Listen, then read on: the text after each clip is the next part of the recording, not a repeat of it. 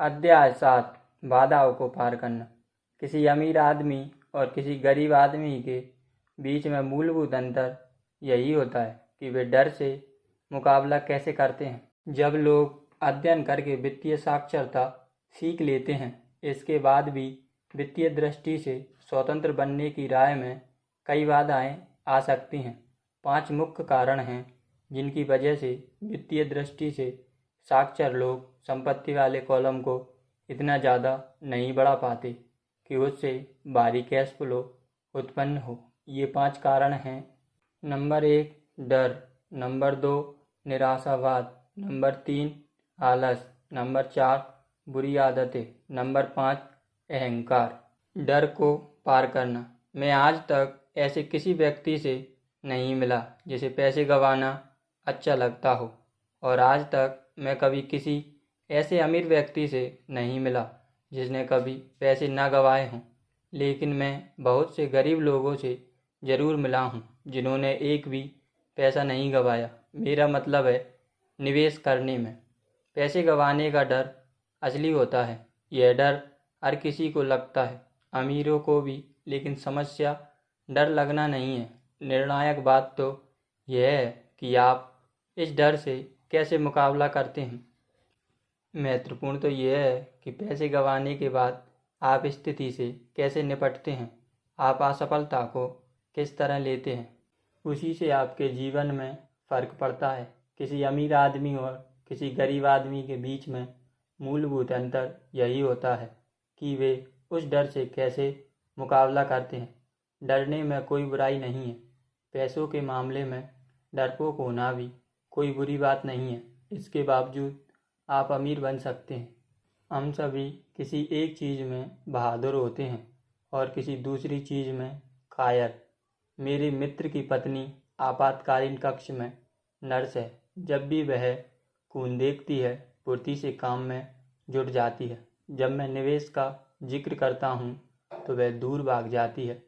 जब मैं खून देखता हूँ तो मैं भागता नहीं हूँ, मैं तो बेहोश हो जाता हूँ। मेरे अमीर डैडी धन संबंधी डरों को समझते थे। वे कहते थे, कुछ लोग सांप से डरते हैं, कुछ पैसे गंवाने से डरते हैं। दोनों ही फोबिया या भय है। तो पैसे गंवाने के डर का उनका समाधान यह छोटा वाक्य था, अगर आप जोखिम और चिंता से नफरत करते हैं तो जल्दी शुरू कर दें। इसलिए बैंक बचपन से ही बचत की आदत डालने की सलाह देते हैं। अगर आप कम उम्र में ही शुरू कर देते हैं तो अमीर बनना ज़्यादा आसान होता है।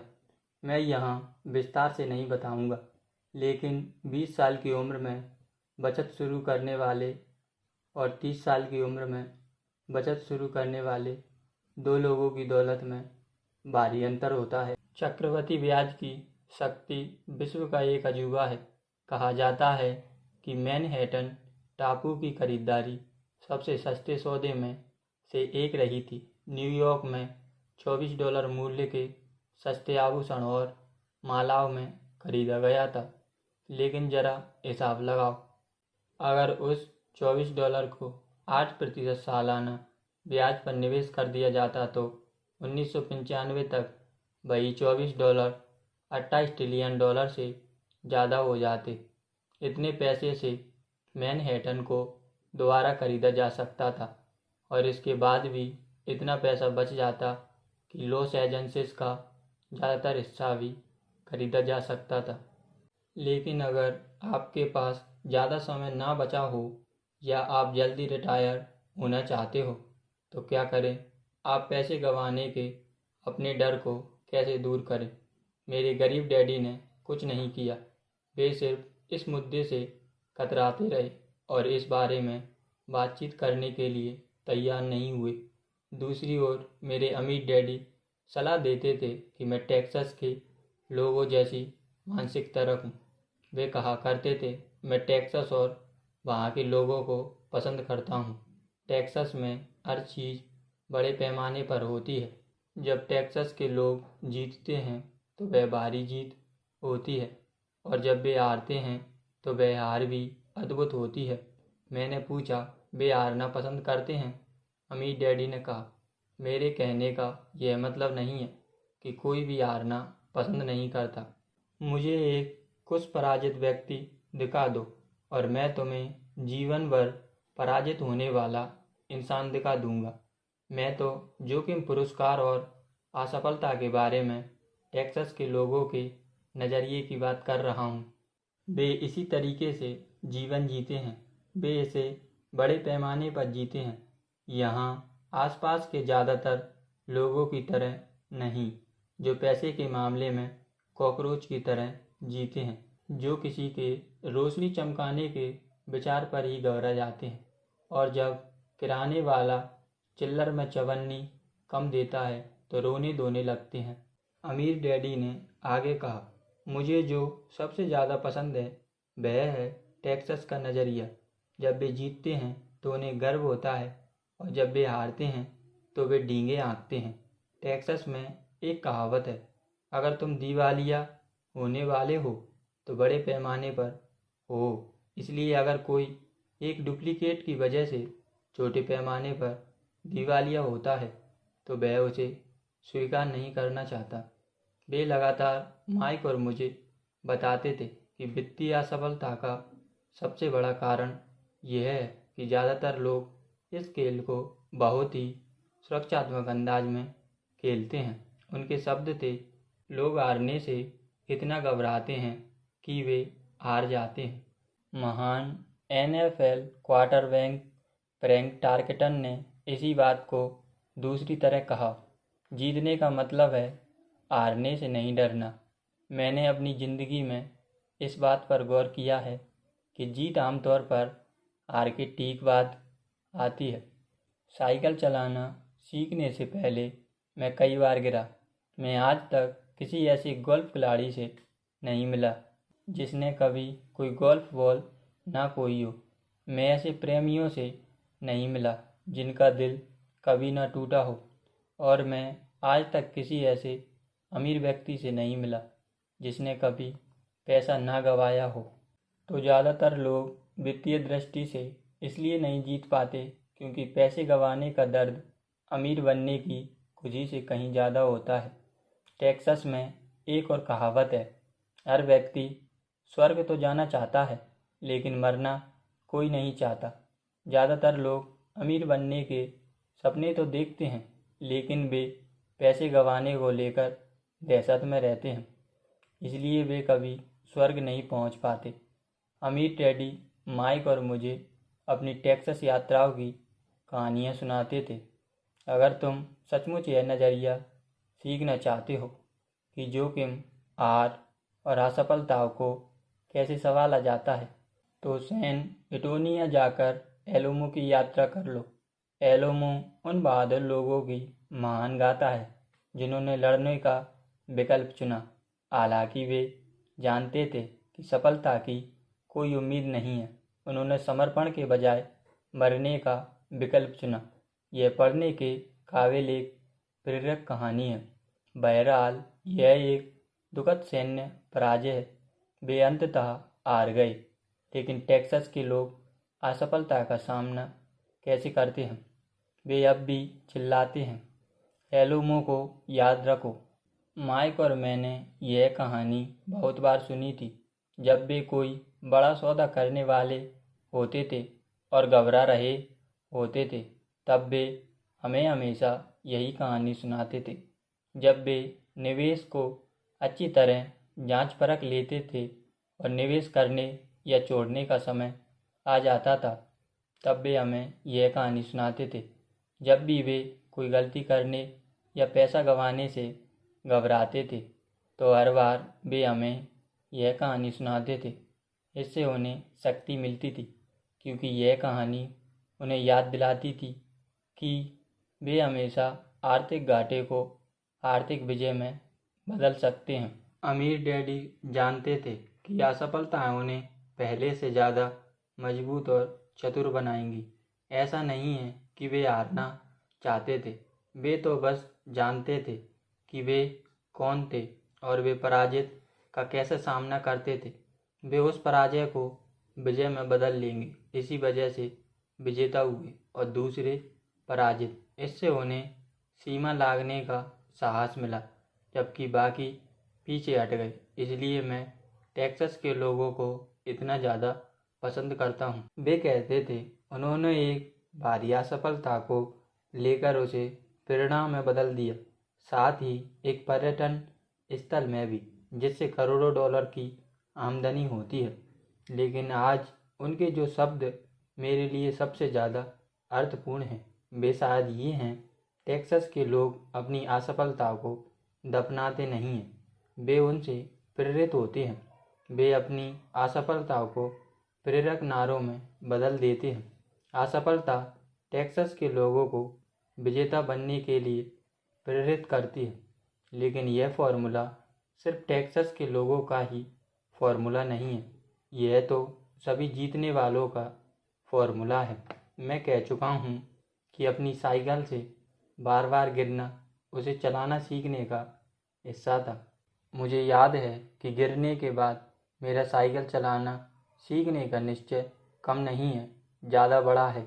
मैंने यह भी कहा है कि मैं कभी किसी ऐसे गोल्फ खिलाड़ी से नहीं मिला जिसने कभी बॉल ना खोई हो। शीर्ष पेशेवर गोल्फ खिलाड़ी जब बॉल खो देते हैं या टूर्नामेंट हार जाते हैं तो इससे उन्हें बेहतर बनने, ज़्यादा कड़ा अभ्यास करने, अधिक अध्ययन करने की प्रेरणा मिलती है। इसी से वे ज़्यादा बेहतर बनते हैं। जो अंदर से विजेता होते हैं, हार उन्हें प्रेरित करती है। जो अंदर से पराजित होते हैं, वे हारने के बाद हिम्मत छोड़ देते हैं। मुझे जॉन डी रॉकेफेलर का यह कथन दोहराना अच्छा लगता है: मैं हमेशा हर विपदा को अवसर में बदलने की कोशिश करता था, और जापानी अमेरिकी होने के नाते मैं यह कह सकता हूँ। कई लोग कहते हैं कि पर्ल हार्बर अमेरिकी गलती थी। मैं कहता हूँ कि यह जापानी गलती थी। टोरा टोरा टोरा फिल्म में एक गंभीर जापानी एडमिरल अपने उत्साह बढ़ाने वाले अधीनस्थों से कहता है, मुझे डर है कि हमने एक सोए हुए दैत्य को जगा दिया है। पर्ल हार्बर को याद करो एक प्रेरक नारा बन गया। इसने अमेरिका के भारी नुकसान को विजय के कारण में बदल दिया। इस भारी पराजय ने अमेरिका को शक्ति दी और अमेरिका जल्द ही विश्व महाशक्ति के रूप में उभर कर सामने आया। असफलता विजेताओं को प्रेरित करती है और असफलता पराजितों के हौसले पस्त कर देती है।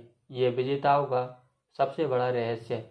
यह वह रहस्य है जिसे हारने वाले नहीं जानते। विजेताओं का सबसे बड़ा रहस्य यह है कि असफलता जीतने के लिए प्रेरित करती है, इसलिए उन्हें हार से डर नहीं लगता। मैं फ्रैंक टार्केटन की उद्धरण को दोहराना चाहता हूँ: जीतने का मतलब है हारने से नहीं डरना। फ्रैंक टार्केटन जैसे लोग हारने से इसलिए नहीं डरते क्योंकि वे जानते हैं कि वे कौन हैं। वे हारने से नफरत करते हैं इसलिए वे जानते हैं कि हारने से उन्हें बेहतर बनने की ही प्रेरणा मिलेगी। हारने से नफरत करने और हारने से डरने के बीच एक बड़ा फर्क होता है। अधिकतर लोग पैसे गंवाने से इतना ज़्यादा डरते हैं कि वे हार जाते हैं। वे एक डुप्लेक्स की वजह से दिवालिया हो जाते हैं। वित्तीय दृष्टि से जीवन को बहुत सुरक्षित और बहुत छोटे स्तर पर खेलते हैं। वे बड़े मकान और बड़ी कारें तो खरीद लेते हैं, लेकिन बड़े निवेश नहीं खरीदते। 90% अमेरिकी जनता पैसे के लिए संघर्ष करती है। इसका मुख्य कारण यह है कि वे हार से बचने के लिए खेलते हैं, वे जीतने के लिए नहीं खेलते। वे अपने वित्तीय नियोजकों या अकाउंटेंट्स या स्टॉक ब्रोकर्स के पास जाकर एक संतुलित पोर्टफोलियो खरीद लेते हैं। ज़्यादातर के पास बहुत सारी नकदी एफडी, कम ब्याज वाले ब्रांड म्यूचुअल फंड और कंपनियों के कुछ शेयर होते हैं। यह एक सुरक्षित और समझदारी भरा पोर्टफोलियो है, लेकिन यह विजेता का पोर्टफोलियो नहीं है। यह तो उस व्यक्ति का पोर्टफोलियो है जो हार से बचने के लिए खेल रहा है। मुझे गलत ना समझे, शायद यह बाकी की 70% जनसंख्या से बेहतर पोर्टफोलियो है। कितनी डराने वाली बात है। और सुरक्षित पोर्टफोलियो होना पोर्टफोलियो ना होने से बेहतर है। बहरहाल, यह उस व्यक्ति के लिए बेहतरीन पोर्टफोलियो है जो सुरक्षा से प्रेम करता है, लेकिन सुरक्षात्मक अंदाज में खेलना और अपने निवेश पोर्टफोलियो को संतुलित करना वह तरीका नहीं है जिससे सफल निवेशक खेल को खेलते हैं। अगर आपके पास कम पैसा है और आप अमीर बनना चाहते हैं तो आपको संतुलित नहीं, केंद्रित बनना होगा। किसी भी सफल व्यक्ति को देख ले, आपको दिख जाएगा कि शुरुआत में वे संतुलित नहीं थे। संतुलित लोग कहीं नहीं पहुंच पाते, वे एक ही जगह पर रुके रहते हैं। प्रगति करने के लिए आपको पहले थोड़ा असंतुलित होना पड़ता है। यदि मेरी बात पर यकीन ना हो तो खुद पैदल चलकर देख ले। थॉमस एडिसन संतुलित नहीं थे, वे केंद्रित थे। बिल गेट्स संतुलित नहीं थे, वे केंद्रित थे। डोनाल्ड ट्रम्प केंद्रित हैं। जॉर्ज सोरोस केंद्रित हैं। जॉर्ज पैटन ने अपने टैंकों को बहुत बड़े दायरे में नहीं फैलाया, उन्होंने उन्हें एक जगह केंद्रित किया और जर्मन सेना के कमज़ोर हिस्सों को उड़ा डाला। मैजिनॉट लाइन के मामले में फ्रांसीसियों ने अपने सैन्य बल को छितरा लिया था और आप जानते ही हैं कि उनके साथ क्या हुआ था। यदि आप में अमीर बनने की इच्छा है तो आपको केंद्रित होना होगा। वह ना करें जो गरीब और मध्यवर्गीय लोग करते हैं। बहुत सी टोकरियों में थोड़े थोड़े अंडे रखना। बहुत सारे अंडे थोड़ी सी टोकरियों में रखें और केंद्रित हो जाएं। एक ही दिशा में चलते रहें जब तक कि सफल ना हो जाएं। यदि आपको हारने से नफरत है तो सुरक्षात्मक खेलें। अगर हारने से आप कमज़ोर बनते हो तो सुरक्षात्मक खेलें। संतुलित निवेश का रास्ता चुनें। अगर आपकी उम्र 25 साल से ज़्यादा है और जोखिम उठाने से आपको डर लगता है तो बदलने की ज़रूरत नहीं है। सुरक्षात्मक ही खेलते रहें, बस जल्दी शुरुआत कर दें। अपने रिटायरमेंट के अंडे जल्दी इकट्ठे करना शुरू कर दें क्योंकि इसमें समय लगेगा। लेकिन अगर आपके मन में आज़ादी के सपने हैं, चूहा-दौड़ से बाहर निकलने की हसरत है तो खुद से पहला सवाल यह पूछें, मैं असफलता पर कैसी प्रतिक्रिया करता हूँ। अगर असफलता आपको जीतने के लिए प्रेरित करती है तो शायद आपको इस दिशा में जाना चाहिए। लेकिन सिर्फ शायद अगर असफलता आपको कमज़ोर बनाती है या इसकी वजह से आप बौखला जाते हैं, उस बिगड़ैल बच्चे की तरह जो कोई चीज़ गलत होने पर हर बार मुकदमा दायर करने के लिए वकील ढूंढता है, तो इसे सुरक्षात्मक अंदाज में ही खेलें। दिन की नौकरी करते रहें या ब्रांड्स या म्यूचुअल फंड खरीदें। याद रखें, हालांकि तुलनात्मक रूप से ये ज़्यादा सुरक्षित होते हैं, मगर इन वित्तीय साधनों में भी जोखिम होता है। मैं टेक्सास और फ्रैंक टारकटन का जिक्र करते हुए यह सब इसलिए कहता हूँ क्योंकि संपत्ति वाले कॉलम को भरना आसान है। यह दरअसल कम बुद्धि का खेल है। इसमें ज़्यादा शिक्षा की ज़रूरत नहीं है। 5वीं ग्रेड का गणित का विद्यार्थी भी यह कर सकता है। लेकिन अपनी संपत्ति वाले कॉलम को बनाना एक ऐसा खेल है जिसमें नज़रिया काफ़ी बड़ी भूमिका निभाता है। इसमें साहस, धैर्य और असफलता के प्रति बेहतरीन नज़रिए की ज़रूरत होती है। पराजित लोग असफल होने से कतराते हैं और असफलता पराजितों को विजेताओं में बदल सकती है। एलोमो को याद करो, निराशावाद को पार करना। आसमान गिर रहा है, आसमान गिर रहा है। हम में से ज़्यादातर लोग उस छोटे मुर्गे की कहानी जानते हैं जो विनाश की चेतावनी देता हुआ दौड़ रहा था। हम सभी ऐसे बहुत से लोगों को जानते हैं। हम में से हर एक के भीतर एक छोटा मुर्गा रहता है। जैसा मैंने पहले बताया था, निराशावादी व्यक्ति दरअसल एक छोटा मुर्गा होता है।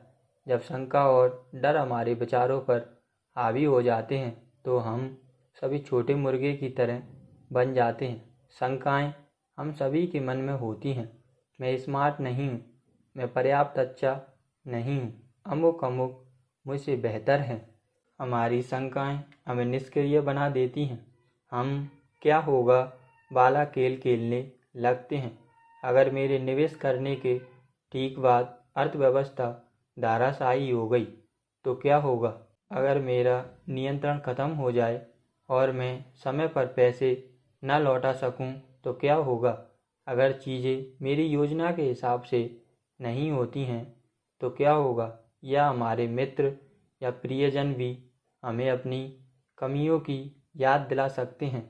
वे अक्सर कहते हैं, तुम्हें ऐसा क्यों लगता है कि तुम यह कर सकते हो? अगर यह विचार इतना ही बढ़िया होता तो अब तक इसे किसी दूसरे ने क्यों नहीं किया?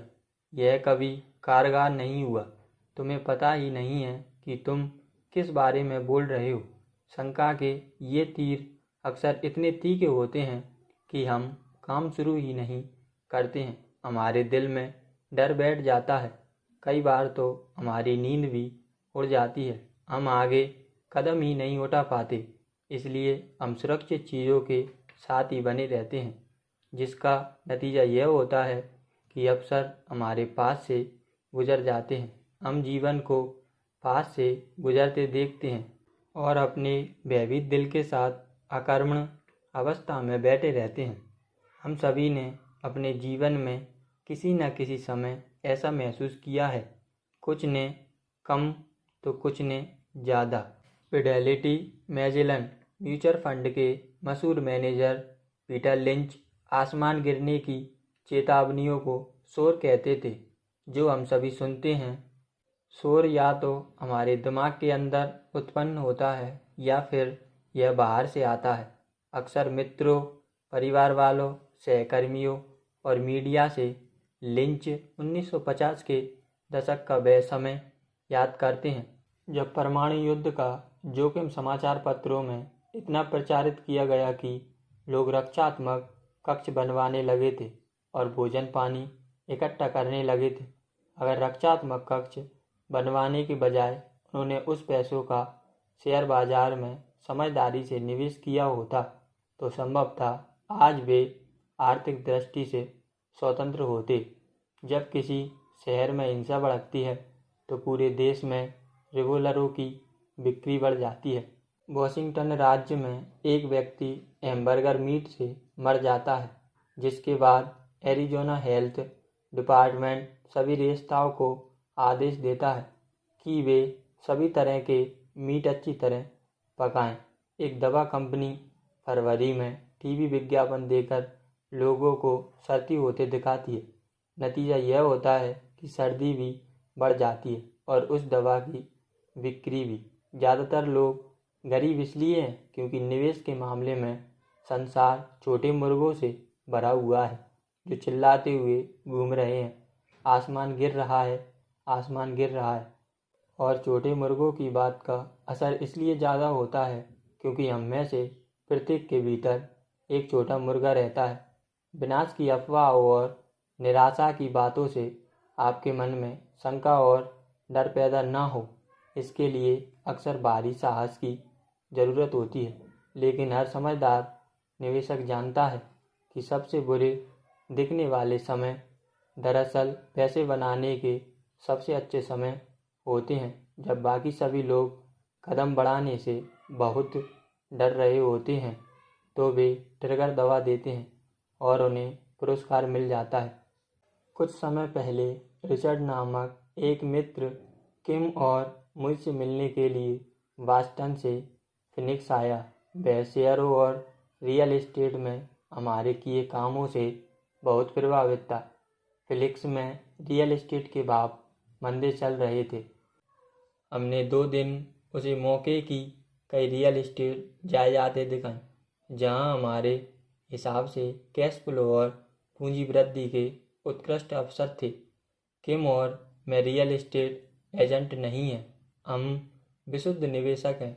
एक रिसोर्ट कम्युनिटी में एक यूनिट तय करने के बाद हमने एजेंट को फ़ोन किया, जिसने उस दोपहर रिचर्ड को वह मकान बेच दिया।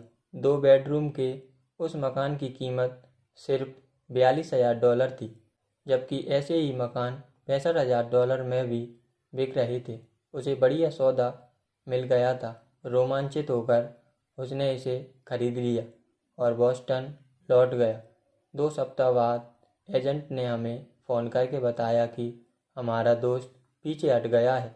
मैंने तुरंत फ़ोन लगाकर कारण मालूम किया। उसने बस इतना कहा कि उसका पड़ोसी उसे बता रहा था कि यह एक बुरा सौदा था क्योंकि वह इसे बहुत महंगे में खरीद रहा था। मैंने रिचर्ड से पूछा कि क्या उसका पड़ोसी निवेशक है। रिचर्ड ने इस बात से इनकार किया। जब मैंने रिचर्ड से पूछा कि उसने पड़ोसी की बात क्यों मानी तो वह रचनात्मक हो गया और उसने बस यही कहा कि वह ज़्यादा जांच पड़ताल करना चाहता था। फिनिक्स में रियल एस्टेट बाजार ने पलटी खाई और कुछ ही साल बाद वह छोटा मकान हर महीने $1,000 किराया देने लगा। ठंड के महीने में $2,500। मकान की कीमत अब बढ़कर $95,000 हो गई थी। रिचर्ड को तो बस $5,000 डाउन पेमेंट देना था और उसके जुआ दौड़ से बाहर निकलने की प्रक्रिया शुरू हो जाती। वह आज तक कुछ नहीं कर पाया है। रिचर्ड के पीछे हटने से मुझे ताज्जुब नहीं हुआ। इसे खरीदार का अफसोस कहा जाता है और यह हम सभी को प्रभावित करता है। छोटा मुर्गा जीत गया और स्वतंत्रता का अवसर चला गया। एक और उदाहरण देखें। मैं अपनी संपत्ति का एक छोटा हिस्सा एफडी के बजाय टैक्स लियन सर्टिफिकेट्स में रखता हूँ। मुझे हर साल 16% की कमाई होती है जो निश्चित रूप से एफडी पर बैंक की ब्याज दर से ज़्यादा होती है। सर्टिफिकेट्स रियल एस्टेट के कारण सुरक्षित होते हैं और राज्य के कानून द्वारा संरक्षित होते हैं और यह भी ज़्यादातर बैंकों से बेहतर हैं। वे जिस फॉर्मूले पर खरीदे जाते हैं उसकी वजह से वे सुरक्षित होते हैं। बस उनमें तरलता यानी तत्काल बेचने की सुविधा नहीं होती है। इसलिए मैं उन्हें 2 से 7 साल तक की एफडी मानता हूँ। हर बार जब मैं किसी को बताता हूँ कि मैं अपने पैसों को इस तरह रखता हूँ तो लोग मुझसे कहते हैं कि यह खतरनाक है, खासतौर पर तब जब उनका खुद का पैसा एफडी में लगा हो। वे मुझे बताते हैं कि मुझे ऐसा क्यों नहीं करना चाहिए।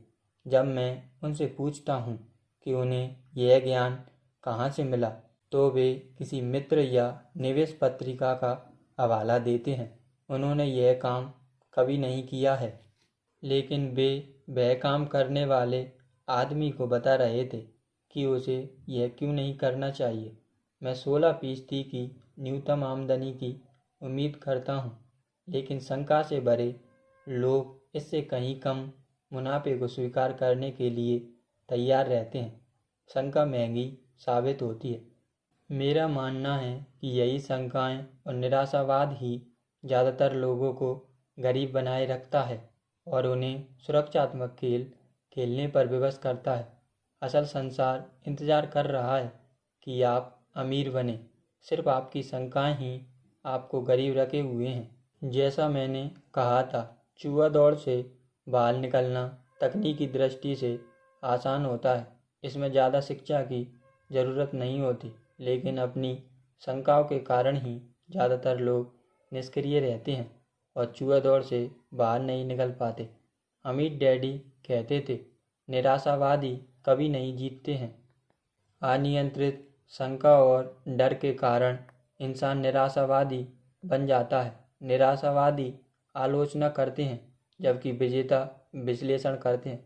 अमित डैडी स्पष्ट करते हैं कि आलोचना आंखें बंद कर देती है जबकि विश्लेषण उन्हें खोल देता है। विश्लेषण से विजेताओं को यह देखने की अनुमति मिलती है कि आलोचक अंधे हैं। इसकी बदौलत वे उन अवसरों को भी देख लेते हैं जो किसी दूसरे को नहीं देख पाते और दूसरे लोग जिन मौक़ों को नहीं देख पाते उन्हें देखने की क्षमता हर तरह की सफलता की कुंजी है। जो भी व्यक्ति वित्तीय स्वतंत्रता चाहता है उसके लिए रियल एस्टेट एक शक्तिशाली निवेश साधन है। यह एक अनूठा निवेश साधन है, लेकिन जब भी मैं रियल एस्टेट के साधन का जिक्र करता हूँ, मुझे प्रायः यह सुनने को मिलता है, मैं टॉयलेट ठीक नहीं करना चाहता। इसी को पीटर लिंच शोर कहते हैं। इसी को मेरे अमीर डैडी निराशावादी के बहाने कहते हैं। वह व्यक्ति जो आलोचना करता है और विश्लेषण नहीं करता, ऐसा व्यक्ति जिसके दिमाग पर शंकाओं और डरों का पर्दा पड़ जाता है, जिस वजह से वह अपनी आंखें नहीं खोल पाता। जब कोई कहता है मैं टॉयलेट ठीक नहीं करना चाहता, तो मेरा मन होता है कि मैं पलट कर सवाल करूं, आप ऐसा क्यों सोचते हैं कि यह मेरा प्रिय काम है? वे दरअसल यह कह रहे हैं कि जो उन्हें चाहिए टॉयलेट उससे ज़्यादा महत्वपूर्ण है। मैं चूहा दौड़ से स्वतंत्र होने के बारे में बात करता हूँ और उनका ध्यान टॉयलेट पर केंद्रित होता है। इसी विचार प्रक्रिया के चलते ज़्यादातर लोग गरीब बने रहते हैं। वे विश्लेषण करने के बजाय आलोचना करते रहते हैं। अमीर डैडी कहा करते थे, तुम्हारी सफलता की कुंजी मैं नहीं करना चाहता, मैं चुपी है। मैं भी टॉयलेट ठीक नहीं करना चाहता, इसलिए मैं एक प्रॉपर्टी मैनेजर खोजने के लिए अच्छी मेहनत करता हूँ जो टॉयलेट ठीक करने का काम संभाल ले। मकानों या अपार्टमेंट को संभालने वाला बेहतरीन प्रॉपर्टी मैनेजर खोजने से मेरा कैश फ्लो बढ़ जाता है। लेकिन इससे भी ज़्यादा महत्वपूर्ण बात यह है कि बेहतरीन प्रॉपर्टी मैनेजर मुझे बहुत ज़्यादा रियल एस्टेट खरीदने का मौका देता है, क्योंकि मैं टॉयलेट ठीक नहीं करना चाहता। बढ़िया प्रॉपर्टी मैनेजर रियल एस्टेट के क्षेत्र में सफलता की कुंजी है। अच्छा मैनेजर खोजना मेरे लिए अच्छे रियल एस्टेट खोजने से ज़्यादा महत्वपूर्ण है। बेहतरीन प्रॉपर्टी मैनेजर को अक्सर बेहतरीन सौदों के बारे में रियल एस्टेट से पहले जानकारी मिल जाती है, जिससे वह और भी मूल्यवान बन जाता है। तुम्हारी सफलता की कुंजी मैं नहीं करना चाहता, मैं चुपी है से अमीर डैडी का यही मतलब था। चूँकि मैं भी टॉयलेट ठीक नहीं करना चाहता, इसलिए मैंने पता लगाया कि किस तरह ज़्यादा रियल एस्टेट खरीदी जाए और चूहा दौड़ से बाहर निकलने की प्रक्रिया तेज़ की जाए। जो लोग लगातार कहते रहते हैं मैं टॉयलेट ठीक नहीं करना चाहता, वे अक्सर खुद को इस शक्तिशाली निवेश साधन से वंचित रखते हैं। उनके लिए टॉयलेट उनकी स्वतंत्रता से ज़्यादा महत्वपूर्ण होता है। शेयर बाजार में मैं अक्सर लोगों को कहते सुनता हूँ, मैं अपने पैसे नहीं गंवाना चाहता। देखिए, उन्हें ऐसा क्यों लगता है कि मैं या कोई दूसरा व्यक्ति पैसे गंवाना चाहता है? वे सिर्फ इसलिए पैसे नहीं बना पाते क्योंकि वे पैसा न गंवाने का चुनाव करते हैं। विश्लेषण करने के बजाय वे एक और शक्तिशाली निवेश साधन यानी शेयर बाजार की ओर आंखें मूंद लेते हैं। कुछ साल पहले मैं अपने मित्र के साथ नज़दीकी गैस स्टेशन के पास से गुजर रहा था। उसने बोर्ड पर नज़र डालकर देखा कि गैस का भाव ऊपर जा रहा था और ऑयल के भाव का भी यही हाल था। मेरा मित्र चिंता का कीड़ा या छोटा मुर्गा है। उसके हिसाब से आसमान हमेशा गिरने वाला होता है और यह आमतौर पर उसी के सिर पर गिरता है। जब हम घर लौटे तो उसने मुझे तमाम आंकड़े दिखाए कि तेल का भाव अगले कुछ सालों में ऊपर क्यों जाने वाला है। मैंने वे आंकड़े पहले कभी नहीं देखे थे। हालांकि मेरे पास एक ऑयल कंपनी के काफ़ी सारे शेयर पहले से ही थे। यह जानकारी मिलने के बाद मैंने तुरंत एक नई सस्ते शेयरों वाली ऑयल कंपनी खोजी जो तेल के कुछ भंडार खोजने वाली थी। मेरा ब्रोकर इस नई कंपनी को लेकर खासा रोमांचित था और मैंने 65 सेंट प्रति शेयर के भाव से 15,000 शेयर खरीद लिए। 3 महीने के बाद वही दोस्त और मैं उसी गैस स्टेशन के पास से गुजरे। निश्चित रूप से प्रति गैलन भाव लगभग 15% बढ़ गए थे। एक बार फिर छोटा मुर्गा चिंता करने लगा और शिकायत करने लगा। मैं मुस्कुराया क्योंकि 1 महीने पहले ही उस छोटी ऑयल कंपनी ने तेल भंडार खोज लिया था और उसके सलाह देने के बाद वह शेयर का भाव $3 से ज़्यादा बढ़ गया था। और अगर मेरे दोस्त की कही बात सच है तो गैस के भाव बढ़ते रहेंगे। अगर लोग यह समझ ले कि शेयर बाजार के निवेश में स्टॉक कैसे काम करता है तो ज़्यादा लोग हार से बचने के लिए निवेश करने के बजाय जीतने के लिए निवेश करने लगेंगे। स्टॉक एक कंप्यूटर निर्देश है जो भाव गिरने पर आपके शेयर को अपने आप बेच देता है ताकि आपका नुकसान कम से कम हो और आपको ज़्यादा से ज़्यादा फ़ायदा मिल सके। जो लोग हारने से घबराते हैं उनके लिए यह बहुत बढ़िया तरीका है। इसलिए जब भी मैं लोगों को उनके मैं नहीं करना चाहता पर ध्यान केंद्रित करते देखता हूँ और वे जो चाहते हैं उस पर से ध्यान हटाते हुए देखता हूँ तो मैं समझ जाता हूँ कि उनके दिमाग में बहुत शोर हो रहा है। छोटा मुर्गा उनके दिमाग पर हावी हो गया है और चिल्ला रहा है, आसमान गिर रहा है और टॉयलेट खराब हो रहे हैं। इसलिए वे अपने नहीं करना चाहता से बचते हैं, लेकिन इसकी वे भारी कीमत चुकाते हैं। वे जिंदगी में जो चाहते हैं शायद वह उन्हें कभी नहीं मिलेगा। विश्लेषण करने के बजाय उनके अंदर बैठा छोटा मुर्गा उनका दिमाग बंद कर देता है। अमीर डैडी ने मुझे छोटे मुर्गे से निपटने का एक तरीका बताया था। वही करो जो कर्नल सैंडर ने किया था। 66 साल की उम्र में उन्होंने अपना कारोबार गंवा दिया था और वे सामाजिक सुरक्षा के चेक पर गुजर बसर कर रहे थे। यह राशि बहुत कम थी, इसलिए फ्राइड चिकन की अपनी रेसिपी बेचने के लिए वे पूरे अमेरिका में घूमने लगे। किसी के हाँ कहने से पहले उन्हें 1009 बार नहीं कहा गया और आगे चलकर वे उस उम्र में करोड़पति बने जब अधिकतर लोग काम छोड़कर आराम करना चाहते हैं। अमीर डैडी हार्लैंड सैंडर्स के बारे में कहते थे, वे बहादुर और लगनशील इंसान थे।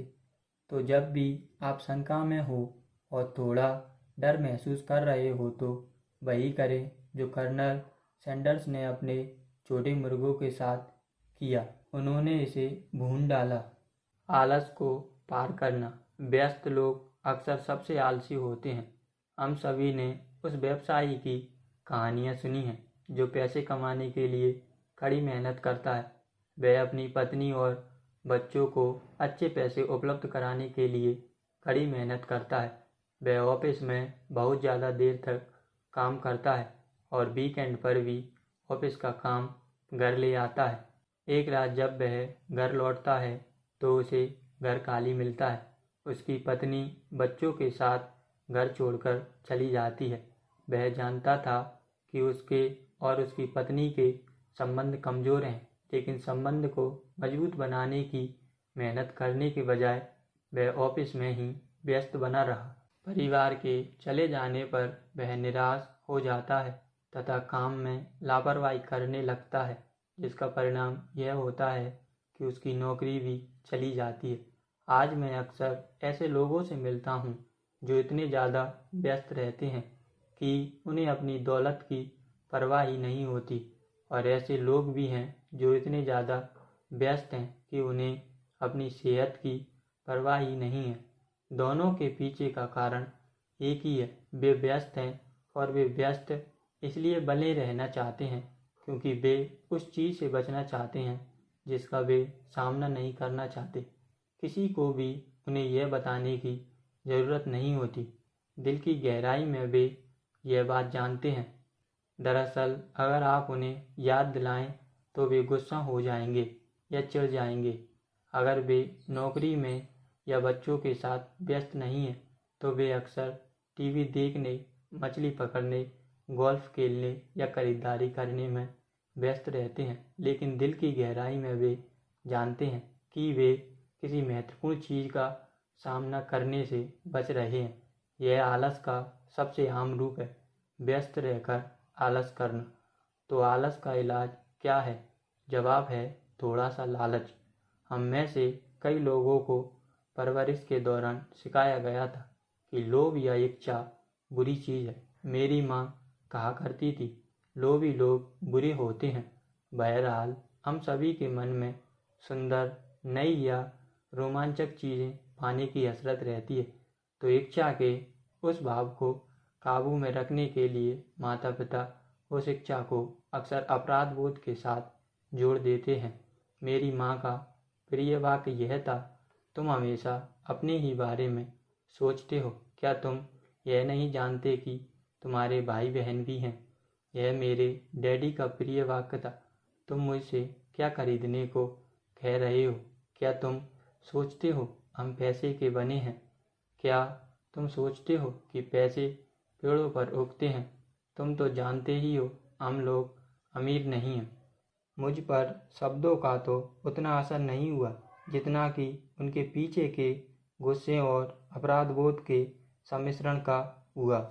इसकी उल्टी अपराध बोध की यात्रा यह थी, तुम्हारी खातिर यह खरीदने के लिए मैं अपनी ज़िंदगी की कुर्बानी दे रहा हूँ। मैं तुम्हारे लिए यह खरीद रहा हूँ क्योंकि बचपन में मेरे माता पिता ने मुझे यह कभी खरीद कर नहीं दिया था। मेरा एक पड़ोसी है जो लड़का है, लेकिन वह अपनी कार को अपने गैराज में खड़ी नहीं कर सकता। गैराज उसके बच्चों के खिलौने से भरा हुआ है। वे बिगड़े हुए बच्चे जो भी मांगते हैं वह उन्हें तुरंत मिल जाता है। वह हर दिन कहता है, मैं नहीं चाहता कि उन्हें किसी चीज़ की कमी महसूस हो। उसने उनके कॉलेज की शिक्षा या उनके रिटायरमेंट के लिए कुछ बचाकर नहीं रखा, लेकिन उनके बच्चों के पास संसार का हर खिलौना है। उसे हाल में डाक में एक नया क्रेडिट कार्ड मिला। वह अपने बच्चों को लास वेगास की सैर कराने ले गया। उसने बड़े त्याग के भाव से कहा, मैं यह बच्चों की खातिर कर रहा हूँ। अमीर डैडी ने इन शब्दों को प्रतिबंधित कर दिया था, मैं इसे नहीं खरीद सकता। मेरे अपने घर में मैं यही सुनता रहता था। इसकी बजाय अमीर डैडी अपने बच्चों से यह कहने की अपेक्षा रखते थे, मैं इसे कैसे खरीद सकता हूँ। वे मानते थे कि मैं इसे नहीं खरीद सकता कहने से आप अपने दिमाग का दरवाज़ा बंद कर देते हैं। इसे और कुछ सोचने की ज़रूरत ही नहीं होती है। दूसरी ओर, मैं इसे कैसे खरीद सकता हूँ बोलने से दिमाग के दरवाजे खुल जाते हैं और यह जवाब सोचने तथा खोजने के लिए मजबूर हो जाता है।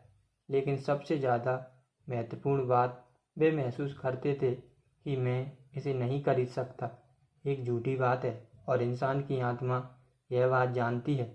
इंसान की आत्मा बहुत बहुत शक्तिशाली होती है। वे कहा करते थे, यह जानती है कि यह कुछ भी कर सकती है। अगर आपका आलसी दिमाग कहता है मैं इसे नहीं खरीद सकता, तो आपके भीतर एक युद्ध छिड़ जाता है। आपकी आत्मा नाराज होती है और आपके आलसी दिमाग को अपनी झूठ की रक्षा करनी होती है। आत्मा चीखती है, चलो हम जिम चलकर व्यायाम करते हैं, और आलसी दिमाग कहता है, लेकिन मैं थका हुआ हूँ, मैंने आज सचमुच बहुत मेहनत की थी। या इंसान की आत्मा कहती है, मैं गरीब रहते रहते थक चुकी हूँ, चलो चलकर अमीर बनते हैं। इस पर आलसी दिमाग कहता है, अमीर लोग लालची होते हैं। इसके अलावा इसमें बहुत झंझट है, यह सुरक्षित नहीं है, इसमें पैसों का नुकसान हो सकता है। मैं वैसे ही पर्याप्त कड़ी मेहनत करता हूँ, वैसे भी मुझे ऑफिस में बहुत ज़्यादा काम करना पड़ता है। देखो तो सही, आज रात को ही मुझे कितना सारा काम करना है। मेरे बॉस चाहते हैं कि यह काम सुबह तक पूरा हो जाए।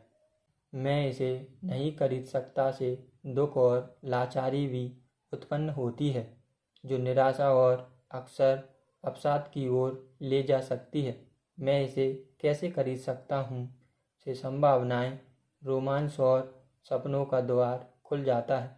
इसलिए अमीर डैडी इस बारे में इतने चिंतित नहीं होते थे कि हम क्या खरीदना चाहते हैं, बशर्ते हम यह समझ ले कि मैं इसे कैसे खरीद सकता हूँ। यह सवाल पूछने से एक ज़्यादा प्रबल मस्तिष्क और एक ज़्यादा प्रगतिशील आत्मा उत्पन्न होती है।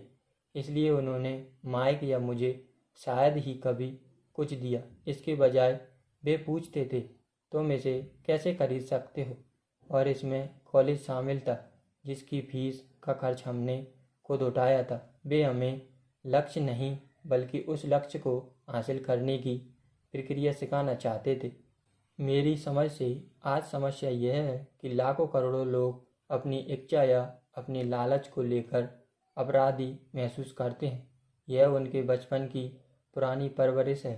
हालांकि वे जिंदगी में मिलने वाली अच्छी अच्छी चीज़ें चाहते हैं, लेकिन ज़्यादातर लोगों के अवचेतन में यह पुराना ठूसा गया विचार रहता है, यह मुझे नहीं मिल सकती या मैं इसे कभी नहीं खरीद पाऊंगा। जब मैंने जुआ दौड़ से बाहर निकलने का निश्चय किया तो मेरे दिमाग में यही सवाल था, मैं जुआ दौड़ से बाहर कैसे निकल सकता हूँ ताकि मुझे दोबारा काम न करना पड़े। इसके बाद मेरे दिमाग में जवाब और समाधान अपने आप आने लगे। सबसे मुश्किल हिस्सा मेरे असली माता पिता की मान्यता से जूझना था। हम इसे नहीं खरीद सकते। सिर्फ अपने बारे में सोचना छोड़ो, तुम दूसरों के बारे में क्यों नहीं सोचते। और ऐसे ही मिलते जुलते शब्द जो मेरे लालच को दबाने और अपराध बोध को भरने के लिए बोले जाते थे। तो आप आलस को कैसे जीत सकते हैं? एक बार फिर जवाब है थोड़ा सा लालच। यह WIIFM नामक रेडियो स्टेशन है, जिसका मतलब है इसमें दोबारा कभी काम ना करना पड़े। तो ज़िंदगी कैसी होगी? अगर मेरे पास वह सारा पैसा हो जिसकी मुझे ज़रूरत है तो मैं क्या करूँगा? इस थोड़े से लालच किसी बेहतरीन चीज़ को पाने की इच्छा के बिना प्रगति नहीं हो सकती। हमारे संसार में प्रगति सिर्फ इसलिए होती है क्योंकि हम बेहतर जीवन की कामना करते हैं। नए आविष्कार सिर्फ इसलिए किए जाते हैं क्योंकि हम किसी बेहतर चीज़ की इच्छा करते हैं। हम स्कूल जाकर मेहनत से इसलिए पढ़ते हैं क्योंकि हम कोई बेहतरीन चीज़ चाहते हैं। तो जब भी आप खुद को किसी ऐसी चीज़ से बचते देखें तो आपके हिसाब से आपको करनी चाहिए तो खुद से एक ही सवाल पूछें, इसमें मेरे लिए क्या है? थोड़े लालची बने। यह आलस का सर्वश्रेष्ठ इलाज है। हर चीज़ की अति बुरी होती है, इसलिए बहुत लालची भी अच्छा नहीं होता। लेकिन बस वह बात याद रखें जो माइकल डगलस ने वॉल स्ट्रीट फिल्म में कही थी, लालच अच्छा है, अमीर डैडी इसे अलग तरह से कहते हैं। अपराध बोध लालच से ज़्यादा बुरा है क्योंकि अपराध बोध शरीर को इसकी आत्मा से महरूम कर देता है। मैं सोचता हूँ कि एलिनोर रूजवेल्ट ने इसे सबसे अच्छी तरह कहा था, वही करें जो दिल में सही महसूस हो, क्योंकि आपकी आलोचना तो वैसे भी होगी। अगर आप कोई काम करते हैं तो आप बुरे हैं, और अगर आप नहीं करते हैं तो भी आप बुरे हैं। बुरी आदतों को पार करना। हमारी ज़िंदगी पर हमारी शिक्षा से ज़्यादा असर हमारी आदतों का होता है। अर्नोल्ड श्वार्ज़नेगर की कॉनल द बारबेरियन फिल्म देखने के बाद एक मित्र ने कहा, मैं श्वार्ज़नेगर जैसा शरीर चाहता हूँ। ज़्यादातर साथियों ने सहमति से सिर हिला दिया। एक और मित्र बोला, मैंने तो सुना है कि दरअसल एक समय वह कमज़ोर और दुबला था। हाँ, मैंने भी सुना था। एक और बोला, मैंने उसकी आदत के बारे में सुना है कि वह लगभग हर दिन जिम जाता था। हाँ, उसे देखकर लगता ही है। समूह का निराशावादी व्यक्ति बोला, नहीं, मैं शर्त लगाता हूँ कि वह इसी तरह पैदा हुआ था। उसके अलावा अर्नोल्ड की बातें छोड़ो, चलो थोड़ी बियर पीते हैं। यह इस बात का उदाहरण है कि आदतें किस प्रकार व्यवहार को नियंत्रित करती हैं। मुझे याद है मैंने एक बार अपने अमीर डैडी से अमीरों की आदतों के बारे में पूछा था। सीधे सीधे जवाब देने के बजाय उन्होंने हमेशा की तरह मुझे उदाहरण देकर सिखाया। अमीर डैडी ने पूछा, तुम्हारे डैडी अपने बिलों का भुगतान कब करते हैं? हर महीने की पहली तारीख को, मैंने कहा। उन्होंने पूछा, क्या उनके पास पैसे बचते हैं? बहुत कम, मैंने कहा। यही वह मुख्य कारण है जिसकी वजह से वे आर्थिक मुश्किलों में हैं। अमीर डैडी बोले, उनकी आदतें बुरी हैं। तुम्हारे डैडी हर एक को पहले पैसे देते हैं। वे खुद को सबसे आखिर में पैसे देते हैं, और वह भी तब अगर उनके पास कुछ बचे। आमतौर पर कुछ बचता ही नहीं है। मैंने कहा, लेकिन बिल तो चुकाने ही होते हैं ना। आप यह तो नहीं कहना चाहते कि वे अपने बिल ना चुकाएं? नहीं, हरगिज़ नहीं, अमीर डैडी ने कहा। मैं समय पर बिल चुकाने में पूरा भरोसा करता हूँ। मैं तो बस खुद को सबसे पहले पैसे देता हूँ, सरकार को पैसे देने से पहले। लेकिन अगर आपके पास पर्याप्त पैसा ना हो तो क्या होता है? मैंने पूछा। तब आप क्या करते हैं? वही, अमीर डैडी ने कहा। तब भी मैं खुद को सबसे पहले पैसे देता हूँ, भले ही पैसा कम हो। मेरे लिए मेरी संपत्ति वाला कॉलम सरकार से ज़्यादा महत्वपूर्ण है। लेकिन मैंने कहा, क्या सरकार के लोग आपके पीछे नहीं पड़ते हैं? हाँ, अगर मैं उन्हें पैसे ना दूँ, अमीर डैडी ने कहा। देखो, मैं यह नहीं कह रहा हूँ कि सरकार को पैसे ही मत दो। मैं तो बस यह कह रहा हूँ कि मैं खुद को सबसे पहले पैसे देता हूँ, भले ही मेरे पास पैसा कम हो। मैंने पूछा, लेकिन आप ऐसा कैसे करते हैं? अमीर डैडी बोले, यह कैसे का सवाल नहीं है, असल सवाल तो क्यों का है। ठीक है, क्यों? प्रेरणा, अमीर डैडी ने कहा। तुम्हें क्या लगता है, अगर मैं पैसे नहीं दूंगा तो ज़्यादा ज़ोर ज़ोर से शिकायत कौन करेगा, मैं या मेरे लेनदार? आपके लेनदार निश्चित रूप से आपसे ज़्यादा ज़ोर ज़ोर से चीखेंगे, चिल्लाएंगे। मैंने स्पष्ट विकल्प को चुनते हुए जवाब दिया, अगर आप खुद को पैसे नहीं देते हैं तो आप कुछ नहीं कहेंगे। तो तुमने देखा, खुद को पैसे देने के बाद टैक्स और दूसरे लेनदारों को पैसे देने का दबाव इतना ज़्यादा होता है कि इससे मैं आमदनी के दूसरे जरिए खोजने के लिए मजबूर हो जाता हूँ। भुगतान करने का यह दबाव मेरी प्रेरणा बन जाता है। मैंने अतिरिक्त नौकरियाँ की हैं, नई कंपनियाँ शुरू की हैं, शेयर बाजार में खरीद फरोख्त की है। हर तरह के काम सिर्फ इसलिए किए हैं ताकि ये लोग मुझ पर ना चिल्लाएं। उस दबाव की वजह से मैंने ज़्यादा कड़ी मेहनत की। मैं सोचने के लिए विवश हुआ और पैसों के संदर्भ में कुल मिलाकर अधिक चतुर तथा फुर्तीला बना। अगर मैं खुद को सबसे आखिर में पैसे देता तो मुझे कोई दबाव महसूस नहीं होता, लेकिन मैं खड़का होता। तो यह सरकार या दूसरे लेनदारों का डर है जो आपको प्रेरित करता है। सही कहा, अमीर डैडी ने कहा। देखो, सरकारी पैसा वसूलने वाले लोग बहुत दबंग होते हैं। सामान्य वसूली करने वाले लोग भी ऐसे ही होते हैं। अधिकतर लोग इन दबंग लोगों से डर जाते हैं। वे उन्हें पैसे दे देते हैं लेकिन खुद को नहीं देते। तुमने 98 पौंड के उस कमज़ोर आदमी की कहानी तो सुनी ही होगी जिसके चेहरे पर लोग रेत उछालते हैं। मैंने सिर हिलाया। मैंने कॉमिक्स में वेट लिफ्टिंग और बॉडी बिल्डिंग के बारे में दिया वह विज्ञापन बहुत बार देखा है। देखो, ज़्यादातर लोग पैसे वसूलने वाले इन दबंगों को अपने चेहरे पर रेत उछालने देते हैं। मैंने दबंग लेनदारों के डर का इस्तेमाल खुद को ज़्यादा मजबूत बनाने के लिए किया है। बाकी लोग ज़्यादा कमज़ोर हो जाते हैं। अतिरिक्त पैसा कैसे बनाया जाए, यह सोचने के लिए खुद को मजबूर करना जिम जाकर वजन उठाने के व्यायाम करने जैसा है। मैं पैसे की अपनी मानसिक मांसपेशियों का जितना ज़्यादा व्यायाम कराता हूँ, मैं उतना ही ज़्यादा मजबूत बनता हूँ। अब मैं उन दबंग लेनदारों से नहीं घबराता हूँ। मुझे अमीर डैडी की कई बात पसंद आई, यानी अगर मैं खुद को सबसे पहले पैसे देता हूँ तो मैं वित्तीय, मानसिक और आर्थिक दृष्टि से ज़्यादा मजबूत बनता हूँ। अमीर डैडी ने सिर हिलाया। और अगर मैं खुद को सबसे अंत में पैसे देता हूँ या नहीं देता हूँ तो मैं ज़्यादा कमज़ोर हो जाता हूँ।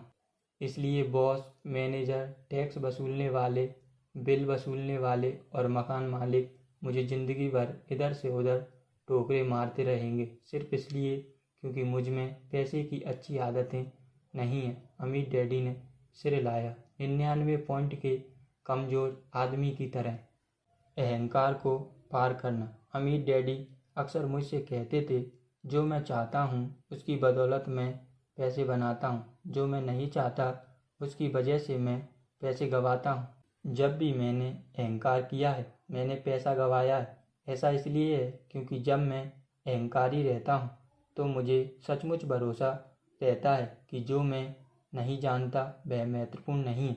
मैंने पाया कि कई लोग अपनी अज्ञानता को छिपाने की कोशिश में अहंकार का इस्तेमाल करते हैं। अकाउंट रेस या दूसरे निवेशकों के साथ फाइनेंशियल स्टेटमेंट्स पर चर्चा करते समय मैंने ऐसा अक्सर होते देखा है। वे चर्चा में से की बगार कर अपनी बात सही साबित करने की कोशिश करते हैं। मैं समझ जाता हूँ कि जिस मुद्दे पर वे बात कर रहे हैं उसके बारे में उन्हें जरा भी ज्ञान नहीं है। वे झूठ नहीं बोल रहे हैं लेकिन वे सच भी नहीं बता रहे हैं। धन, वित्त और निवेश की दुनिया में कई लोग होते हैं जिन्हें यह पता ही नहीं होता कि वे क्या बोल रहे हैं। पैसे के उद्योग में ज़्यादातर लोग सेकंड हैंड कार सेल्समैन की तरह बिक्री करने के रटे रटाए जुमले बोलते जाते हैं। जब आप जानते हैं कि आप किसी विषय में अज्ञानी हैं तो उस क्षेत्र के किसी विशेषज्ञ या उस विषय पर किसी पुस्तक को खोजकर अपना ज्ञान बढ़ाना शुरू करें।